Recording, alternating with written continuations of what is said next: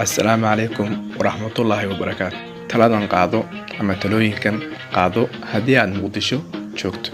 Dhammaanteen muhiim ayay inoo yihiin. Akhriso inta aadan soo bixin adkaarta. Weydiisa Allah inuu kula kulmin musiibooyinka. U sheeg marka aad soo baxayso ehelkaaga halka aad u socoto iyo meesha aad u jeedo. Ha siin xog khaldan ehelkaada, asxaabta halka aad joogto markay ku soo wacaan. U socda hal. Ha samaynin familkaaga inaa hal meel wada aadaan ama aad hal gaari wada raacdaan.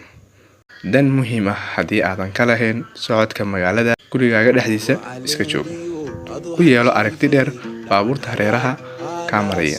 Midkii aad ka sheekado isaga dheerow kana badbaadi ummadda inteeda aad awood. Haddii uu meel qarax ka dhaco, ha u ordin sida caadada ah, mid kale ayaa ka dhici kara isla goobta. Jeebka ku qaada aqoonsi ID iyo wax kaloo caddayn ah shakhsiyadaada lagu garto. Noocu doono ha ahaado si lagu aqoonsado hadhow. Gaari haddii aad saaran tahay ama bajaaj, iska dimi heesaha meel lagu soo joogo ma taqaanin. Mar walba geeridu waa garabkaaga. Haddii aad la kulanto qarax kana badbaado, ha ku ordin saraha xooggan.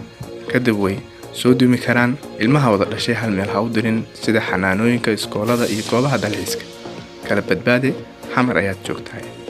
Allah ayaan ka baryaa in mar kale qarax dhicin. Isaga awood u leh wax kaste.